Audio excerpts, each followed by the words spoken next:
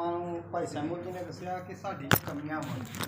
Pastor ਜੀ ਨੇ ਦੱਸਿਆ ਕਿ ਸਾਨੂੰ ਇੱਕ ਨਵਾਂ ਹੁਕਮ ਦਿੱਤਾ ਗਿਆ ਕਿ ਚਰਚ ਆਉਣਾ ਹੈ ਨਾ, ਰੋਜ਼ ਚਰਚ ਆਉਣਾ। ਇਹ ਸਾਰੀਆਂ ਗੱਲਾਂ ਜਿਹੜੀਆਂ ਹੁੰਦੀਆਂ ਇਹ ਪੱਕੀ ਗੱਲ ਹੈ ਕਿ ਪਵਿੱਤਰ ਆਤਮਾ ਵੱਲੋਂ ਹੁੰਦੀਆਂ, क्योंकि जो खुदा के लोग इकट्ठे हो जाते हैं तो खुदा का आत्मा उत्थे ठहर जाता और खुदा का आत्मा अपने लोगों को इस्तेमाल करता तो करता ताकि तुहाडे विच जिहड़ी कमी वो बाहर निकल जाए। हालेलुया। पर अज तुहानूं थोड़ा जिहा मैं ये दसना चाहता कि साडे ये सारे प्रोसीजर करन दा चर्च आउण दा मकसद की हुंदा? की हुंदा?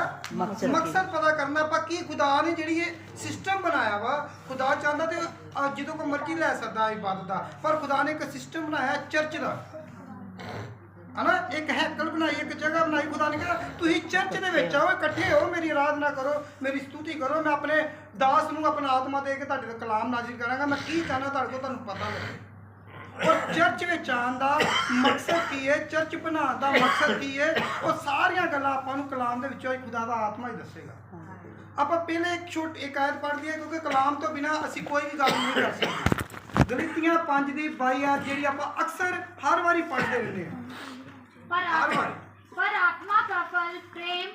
आत्मा का फल प्रेम, आनंद, शांति, धीरज, कृपा, भलाई, विश्वास, नम्रता और संयम है। हालेलुया।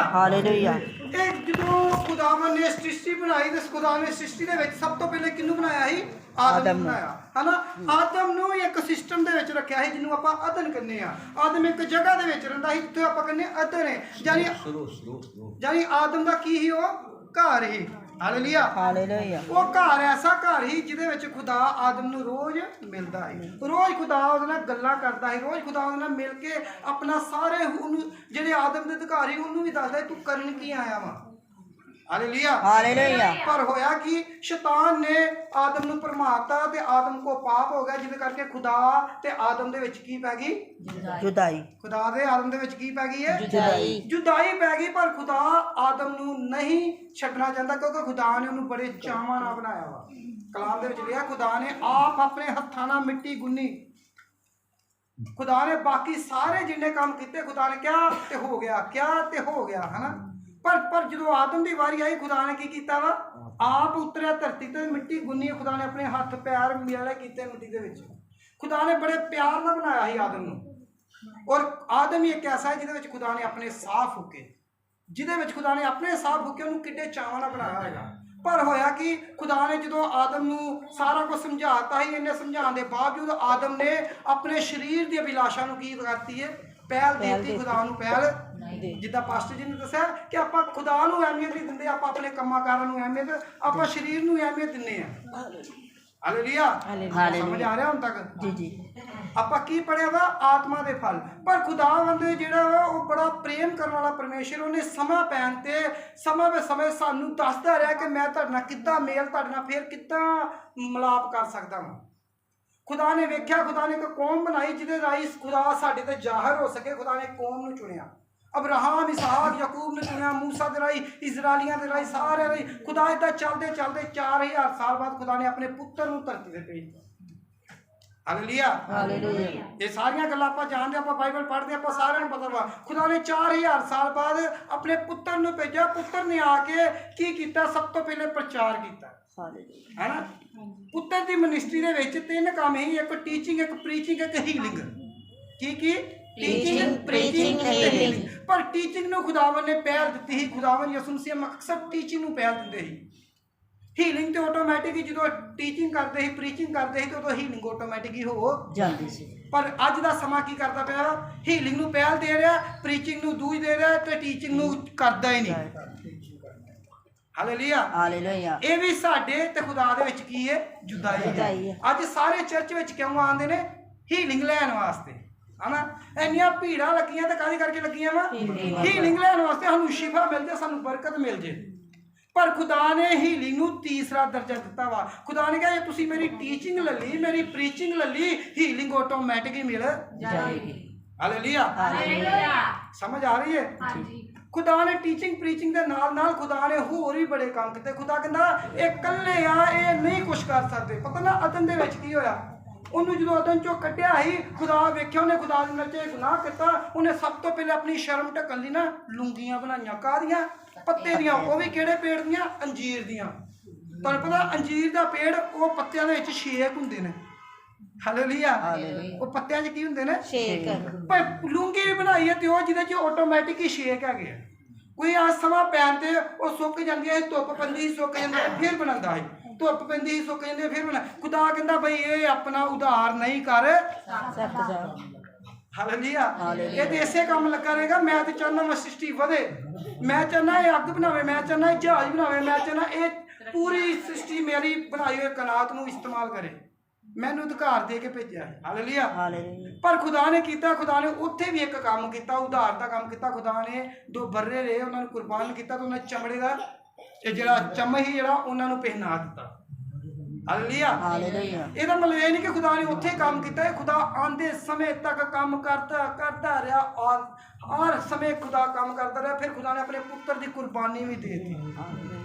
ਹਾਲੇਲੂਇਆ। ਹਾਲੇਲੂਇਆ। ਖੁਦਾ ਨੇ ਕਿਹਾ ਮੈਂ ਇਸ ਦੁਨੀਆ ਨੂੰ ਬਚਾਉਣਾ ਚਾਹੁੰਦਾ ਵਾਂ, ਇਹਦੇ ਵਾਸਤੇ ਜੇ ਮੈਨੂੰ ਆਪਣਾ ਪੁੱਤਰ ਕੁਰਬਾਨ ਕਰਨਾ ਪਏ ਤੇ ਮੈਂ ਉਹ ਵੀ ਕਰ ਦਵਾਂਗਾ। ਹਾਲੇਲੂਇਆ। ਹਾਲੇਲੂਇਆ। ਆਪਾਂ ਕੀ ਕਰਦਾ? ਉਹ ਵੀ ਕੁਰਬਾਨ ਕਰਤਾ। ਖੁਦਾ ਕਿਸੇ ਗੱਲ ਤੋਂ ਪਿੱਛੇ ਨਹੀਂ ਹਟਦਾ। ਖੁਦਾ ਆਪਣੇ ਕੰਮ ਕਰੀ ਜਾ ਰਿਹਾ, ਕਰੀ ਜਾ ਰਿਹਾ, ਕਰੀ ਜਾ ਰਿਹਾ। ਫਿਰ ਜਦੋਂ ਖੁਦਾ ਨੇ ਕਿਹਾ ਕਿ ਮੈਂ ਪੁੱਤਰ ਵੀ ਕੁਰਬਾਨ ਕਰਤਾ, ਪਰ ਦੁਨੀਆ 'ਚ ਹੱਲੇ ਵੀ ਬਦਲਾਵ ਨਹੀਂ ਆਉਣ ਦਿਆ।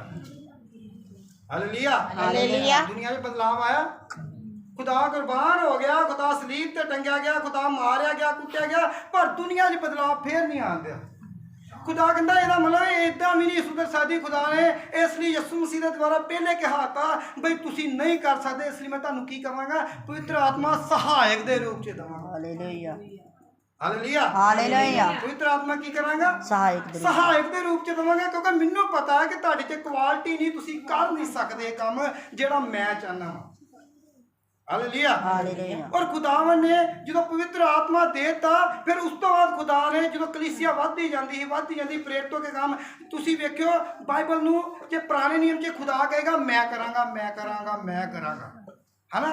ਖੁਦਾ ਕਹਿੰਦਾ ਮੂਸਾ ਤੂੰ ਕੌਮ ਨੂੰ ਬਾਹਰ ਕੱਢ, ਮੈਂ ਲੈ ਕੇ ਤੂੰ ਜੰਗਾ ਕਰ, ਮੈਂ ਜਿਤਾਵਾਂਗਾ। ਪੁਰਾਣੇ ਨਿਯਮ 'ਚ ਜਦੋਂ ਵੇਖੋ ਖੁਦਾ ਕਹੇਗਾ ਮੈਂ ਕਰਾਂਗਾ, ਮੈਂ ਕਰਾਂਗਾ, ਮੈਂ ਕਰਾਂਗਾ। ਯਿਸੂ ਮਸੀਹ ਨੇ ਕੁਰਬਾਨੀ ਦਿੱਤੀ, ਹਨਾ, ਖੁਦਾ ਦੀ ਮਰਜ਼ੀ ਨਾਲ ਕੀਤੀ ਨਾ। ਪਰ ਹੁਣ ਅੱਗੋਂ ਸਮਾਂ ਆ ਗਿਆ ਚਰਚ ਦਾ, ਤੇ ਚਰਚ ਵਿੱਚ ਤੁਹਾਨੂੰ ਕਰਨਾ ਪੈਣਾ ਵਾ। ਹਾਲੇਲੂਇਆ। ਹਾਲੇਲੂਇਆ। ਹਾਲੇਲੂਇਆ। ਹਾਲੇਲੂਇਆ। ਖੁਦਾ ਨੇ ਥੋੜੀ ਜਿਹੀ ਚੇਂਜਿੰਗ ਕੀਤੀ ਹੈ। ਖੁਦਾ ਕਹਿੰਦਾ ਹੁਣ ਤੁਹਾਨੂੰ ਵੀ ਕੁਝ ਕਰਨਾ ਪੈਣਾ। ਭਾਈ ਸੈਮੂਅਲ ਨੇ ਕੀ ਕਿਹਾ? ਤੁਸੀਂ ਦਵਾ ਵਿੱਚ ਕੀ ਕੀਓ? ਢਿੱਲੇ ਹੋ। ਤੇ ਉਹ ਕੀ ਕਰਨਾ? ਉਹ ਤੁਹਾਡਾ ਕੰਮ ਹੈ ਕਰਨਾ। ਪਾਸਟਰ ਜੀ ਨੇ ਕਿਹਾ ਤੁਸੀਂ ਰੋਜ਼ ਆਣਾ ਵਾ ਇੱਥੇ ਦੁਆ ਕਰਨੀ ਹੈ। ਕਿੰਨੇ ਕਰਨੀ ਹੈ? ਤੁਸੀਂ ਕਰਨੀ ਹੈ। ਹੁਣ ਕੀ ਸਮਾਂ ਕਿਹਦਾ ਆ ਗਿਆ? ਪਵਿੱਤਰ ਆਤਮਾ ਦਾ ਆ ਗਿਆ। ਪਵਿੱਤਰ ਆਤਮਾ ਸਾਨੂੰ ਨਜ਼ਰ ਨਹੀਂ ਆਉਂਦਾ, ਪਵਿੱਤਰ ਆਤਮਾ ਸਾਡੇ ਵਿੱਚ ਆ। ਯਿਸੂ ਮਸੀਹ ਨੂੰ ਆਪਾਂ ਬਾਈਬਲ ਦੇ ਵਿੱਚ ਸ਼ਕਲ ਦੇ ਰੂਪ 'ਚ ਵੇਖਦੇ ਹਾਂ, ਪਰ ਪਵਿੱਤਰ ਆਤਮਾ ਸਾਨੂੰ ਨਜ਼ਰ ਨਹੀਂ ਆਉਂਦਾ। ਹੁਣ ਆਪਾਂ ਇੱਥੇ ਆਏ ਆ ਤੇ ਸਾਡੇ ਆਉਣ ਦਾ ਮਕਸਦ ਹੈ ਕਿ ਆਪਾਂ ਪਵਿੱਤਰ ਆਤਮਾ ਦੀ ਹਜ਼ੂਰੀ ਵਿੱਚ ਬੈਠ। ਹਾਲੇਲੂਇਆ। ਹਾਲੇਲੂਇਆ। ਕਿਹਦੀ ਹਜ਼ੂਰੀ 'ਚ ਬੈਠ ਗਏ? ਪਵਿੱਤਰ ਆਤਮਾ ਦੀ। ਪਵਿੱਤਰ ਆਤਮਾ ਦੀ ਹਜ਼ੂਰੀ 'ਚ ਬੈਠ ਗਏ। ਪਵਿੱਤਰ ਆਤਮਾ ਨੇ ਸਾਰੇ ਲੋਕਾਂ ਨੂੰ ਇਕੱਠੇ ਕਰਕੇ ਲਿਆਂਦਾ। ਬਹੁਤ ਜਣੇ ਕਹਿੰਦੇ ਨੇ ਬਈ ਮੈਂ ਚਰਚ ਆਇਆ, ਮੈਂ ਚਰਚ ਆਇਆ, ਮੈਂ ਮੀਂਹ 'ਚ ਆਇਆ, ਮੈਂ ਉਹਦੇ 'ਚ ਆਇਆ। ਬਈ ਤੁਸੀਂ ਨਹੀਂ ਆ ਸਕਦੇ।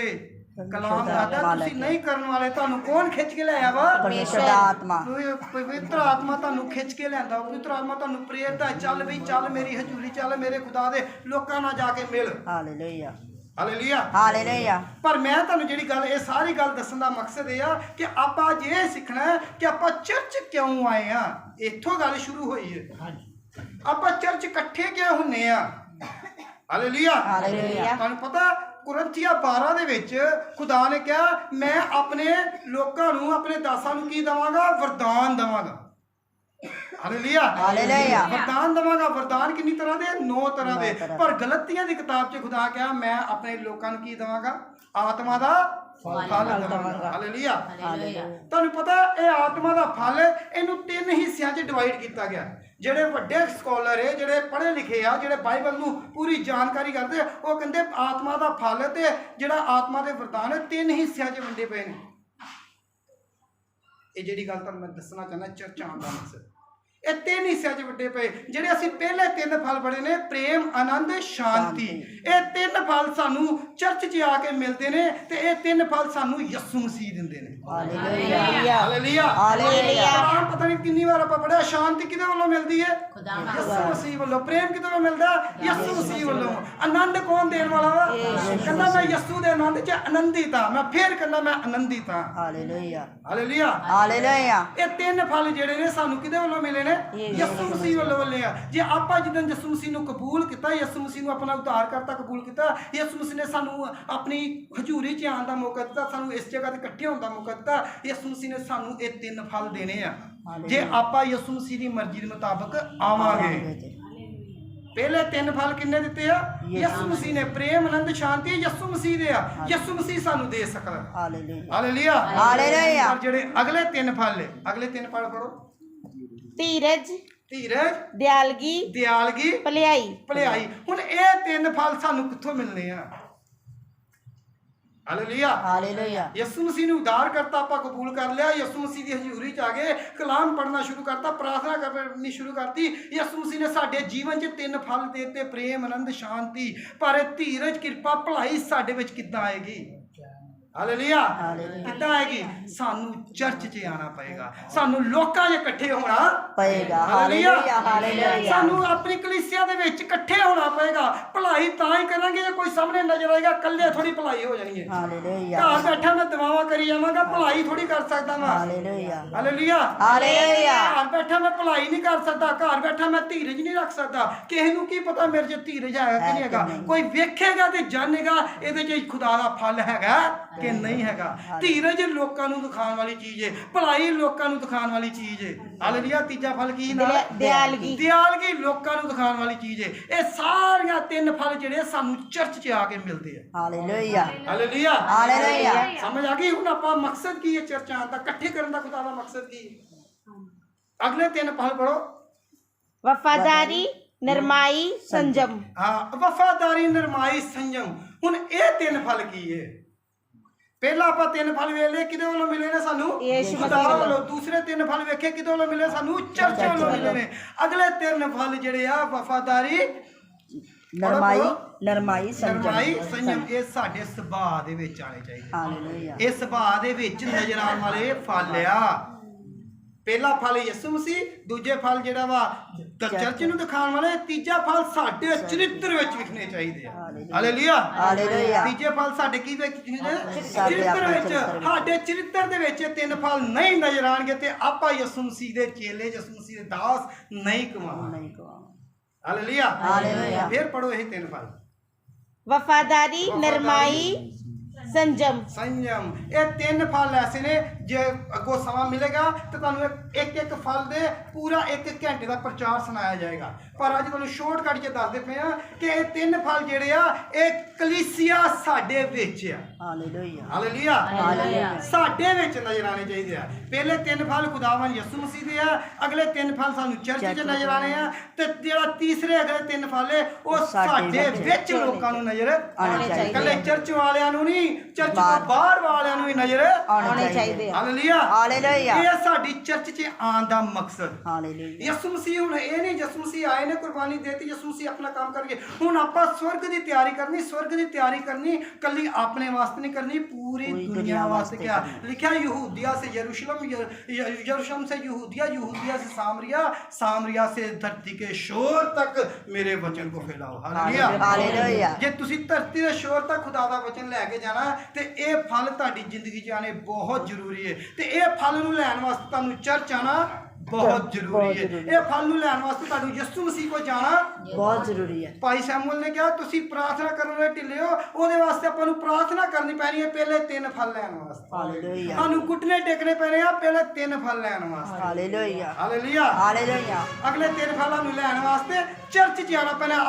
ਆਪਸ ਬੰਦਿਆਂ 'ਚ ਬਹਿ ਕੇ ਗੱਲਬਾਤ ਕਰਨੀ ਪੈਣੀ, ਆਪਣੀ ਕਲੀਸਿਆ ਦੇ ਵਿੱਚ ਗੱਲਬਾਤ ਕਰਨੀ ਪੈਣੀ ਹੈ। ਫਿਰ ਅਗਲੇ ਤਿੰਨ ਫਲ ਮਿਲਣੇ ਆ। ਜਿਹੜੇ ਉਸ ਤੋਂ ਅਗਲੇ ਤਿੰਨ ਫਲ ਹੈ ਉਹ ਸਾਡੇ ਵਿੱਚ ਆਟੋਮੈਟਿਕ ਐਕਟੀਵੇਟ ਹੋਣਗੇ। Hallelujah hallelujah. ਆਟੋਮੈਟਿਕ ਕੀ ਹੋਣਗੇ? ਐਕਟੀਵੇਟ ਹੋਣਗੇ ਕਿਉਂਕਿ ਜਦੋਂ ਪੌਦਾ ਲਾਈਦਾ ਬੀਜ ਬੋਈਦਾ ਉਹਨੂੰ ਪਾਣੀ ਦਿੰਦੇ ਪਹਿਲੇ ਆ ਛੋਟੀ ਟਾਹਣੀ ਨਿਕਲਦੀ ਫਿਰ ਵਿਰਕਸ਼ ਬਣਦਾ ਫਿਰ ਫਲ ਫਿਰ ਪੱਤੇ ਫਿਰ ਉੱਤੇ ਸਾਰੀਆਂ ਚੀਜ਼ਾਂ ਪੈਦਾ ਹੋਣ ਲੱਗ ਪੈਂਦੀਆਂ ਜਦ ਕਿ ਉਹ ਨਿੱਕਾ ਜਿਹਾ ਬੀਜ ਹੁੰਦਾ ਹੈ ਨਾ ਹਾਲੇਲੂਇਆ ਆਪਾਂ ਹੈ ਵੀ ਨਿੱਕੇ ਵੀ ਪਰ ਜਦੋਂ ਆਪਾਂ ਯਿਸੂ ਮਸੀਹ ਦੇ ਵਿੱਚ ਆ ਜਾਵਾਂਗੇ ਤੇ ਇੱਕ ਵਿਸ਼ਾਲ ਪੇੜ ਬਣ